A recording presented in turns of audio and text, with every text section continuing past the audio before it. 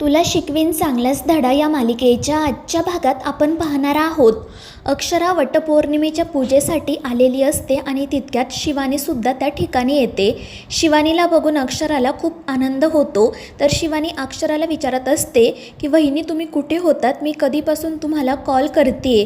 तर अक्षरा तिला सांगते की सॉरी ताई, मी खूप गडबडीत होते, तुमचा फोन आल्याचं माझ्या लक्षातच आलं नाही.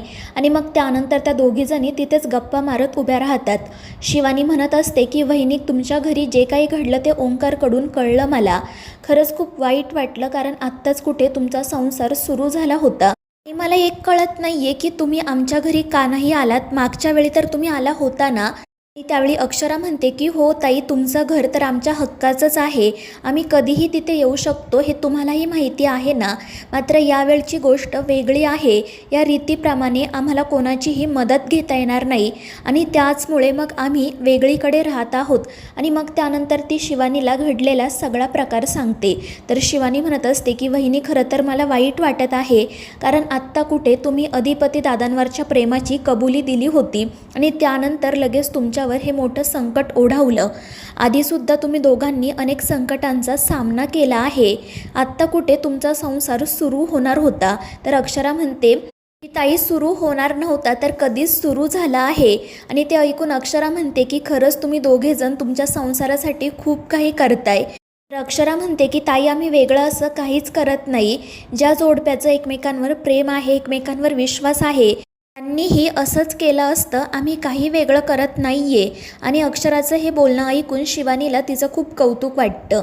तर दुसरीकडे भुवनेश्वरीसुद्धा वडाची पूजा करण्यासाठी चाललेली असते. आजी आणि रखमा तिला पूजेचं ताट बनवून देतात आणि मग भुवनेश्वरी बाहेर जाण्यासाठी निघणार. इतक्यात चारुहास त्या ठिकाणी येतात. दुसरीकडे अधिपती एका दुकानामध्ये जातो. तो त्या दुकानाच्या मालकाकडं काम मागतो. तर तो दुकानाचा मालक म्हणत असतो, धाकले सरकार, तुम्ही काय आमची मस्करी करताय का? आम्ही तुम्हाला काय काम देणार? आणि त्यावेळी अधिपती त्याला सांगतो की तसं नाही आहे, आता खरंच मला कामाची गरज आहे, फक्त काम मला रोजंदारीवर हवं आहे, म्हणजे आजच्या कामाचे पैसे आजच द्या. मात्र तो मालक म्हणत असतो की तुम्ही काय माझी मस्करी करताय का? तुम्ही करोडपती माणसं, तुमचा स्वतःचा एवढा मोठा बिझनेस आहे, आम्ही तुम्हाला काय काम देणार? आणि त्यावर अधिपती त्याला सांगतो की तसं नाही आहे, कधीकधी माणसाने अशीसुद्धा कामं करून बघावी. आणि आमच्या आईसाहेब म्हणतात की कोणतंही काम लहान मोठं नसतं, त्यामुळे तुमच्याकडे जे काही काम असेल ते सांगा मला, मी व्यवस्थित काम करतो, तुम्हाला तक्रार करायची एकही संधी मिळणार नाही. आणि त्यावर तो माणूस म्हणतो की इथे ज्या गोणी आहेत त्या गोडाऊनमध्ये ठेवायच्या होत्या आणि गोडाऊनमध्ये थोडं काम आहे. त्यावर अधिपती म्हणतो की काही हरकत नाही, मी करतो हे काम. आणि तो लगेच कामाला सुरुवातही करतो. दुसरीकडे चारुहास सर भुवनेश्वरीला विचारत असतात की कुठे चालली आहेस तू? आणि त्यावर भुवनेश्वरी म्हणते की मी वडाची पूजा करायला चालली आहे. तर चारुहास सर तिला विचारतात की कोणत्या हक्काने आणि कोणासाठी? तर भुवनेश्वरी म्हणत असते की तुम्हाला माहीत नाही का आम्ही वडाची पूजा कोणासाठी करणार आहोत ते? तर चारुहास सर म्हणतात की नाही माहीत मला, कारण तुझं आणि माझं लग्न तर झालेलं नाही आहे. मग तू कपाळावर हे जे ठसठशीत कुंकू लावते ते कोणाच्या नावाचं? गळ्यात जे मंगळसूत्र घालते ते कोणाच्या नावाचं? आणि आज तुझ्या वडाला फेऱ्या मारणार आहेत त्या कोणाच्या दीर्घायुष्यासाठी? आणि चारुहास सरांचं असं बोलणं ऐकून भुवनेश्वरी चिडते. दुसरीकडे चंची आणि दुर्गीसुद्धा वडाची पूजा करण्यासाठी चाललेल्या असतात. चंची खूप चिडलेली असते, तर दुर्गी तिला समजावत असते की नवरा कसाही असला तरी काही गोष्टी या कराव्याच लागतात. आणि मग त्याचवेळी त्या दोघींना त्या वडाच्या झाडाच्या जवळ अक्षरा दिसते आणि अक्षराला बघून तर त्यांना धक्काच बसतो. चंची म्हणत असते की बघ, अधिपतीचा शेपूट इथं आहे म्हटल्यावर अधिपतीसुद्धा इथेच कुठेतरी असतील, आता आपल्याला मावशीला त्यांच्याबद्दल सांगता येईल. आणि मग त्या दोघीजणी लगेच एका रिक्षाच्या पाठीमागे लपून बसतात आणि अक्षरावर लक्ष ठेवतात. दुसरीकडे शिवानी आणि अक्षरा पूजेसाठी जातात. मात्र शिवानी अक्षराच्या ताटातील दोरा काढून घेते आणि अक्षराला पूजा करायला सांगते. पूजा झाल्यानंतर ते अक्षराला आग्रह करते की वहिनी, ही तुमची पहिलीच वटपौर्णिमा आहे, त्यामुळे तुम्हाला नाव तर घ्यावंच लागेल. आणि मग अक्षरासुद्धा छान नाव घेते.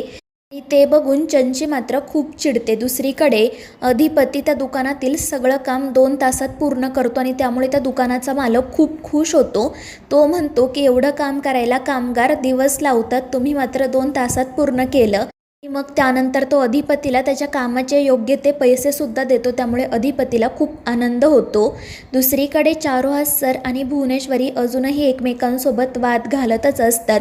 भुवनेश्वरी म्हणत असते की तुम्हाला माहिती आहे आम्ही रीतीभाती पाळायला कधीच मागे बघत नाही आणि आता अधिपतींचं लग्न झाले, सुनबाई घरात आल्या आहेत, तर हे सगळं होणं गरजेचंच आहे ना.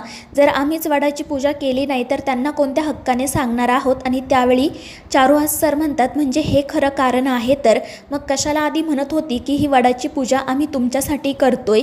त्यावर भुवनेश्वरी म्हणते की मग मी काय खोटं बोलले, तुमच्याचसाठी तर करत होते मी. मात्र चारुहास सर म्हणतात की मी तुला तू या घरात आली त्या वर्षीच सांगितलं होतं की ही सगळी नाटकं इथे करायची नाही. एवढी वर्ष तर तू गप्प होती, मग आताच तुला काय झालं. आणि मग ते दोघेजण याच गोष्टीवरून वाद घालू लागतात. चारुहास सर म्हणत असतात की काही झालं तरी मी तुला वडाची पूजा करू देणार नाही. तर भुवनेश्वरी म्हणत असते की तुम्ही देवाच्या कामात कशाला मध्ये येताय.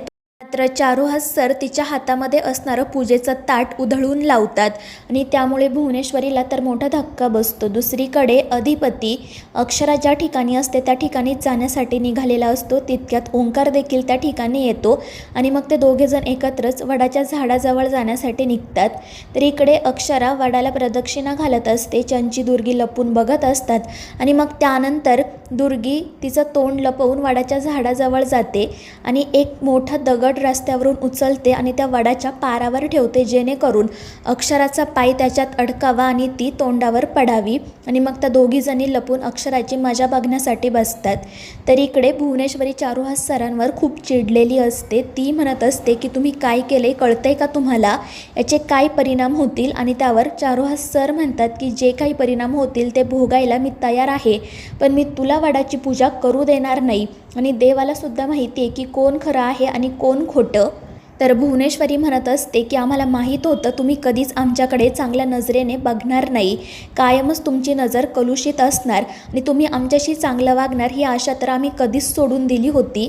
एक गोष्ट लक्षात ठेवा की आम्ही जे काही करतोय ते या घराच्या भल्यासाठीच, आम्ही केलेला त्याग तुम्हाला कधीच दिसत नाही. आणि त्यावर चारुहास सर म्हणतात की जर तुला खरंच या घरासाठी काही करायचं असेल ना तर हे घर सोडून निघून जा. तर मित्रांनो, या मालिकेच्या पुढील भागांमध्ये आपण पाहणार आहोत भुवनेश्वरी चारुहास सरांना चॅलेंज देते, एक ना एक दिवस तुम्ही हे पूजेचं ताट स्वतःहून आमच्या हातात द्याल. तर दुसरीकडे दुर्गी तो दगड अक्षराच्या मार्गात येईल अशा ठिकाणी ठेवते आणि मग नेमकी अक्षरा त्या दगडाला जाऊन धडकते आणि खाली पडते. तर मित्रांनो, या मालिकेच्या पुढील भागांच्या अपडेटसाठी आपल्या चॅनेलला सबस्क्राईब करा.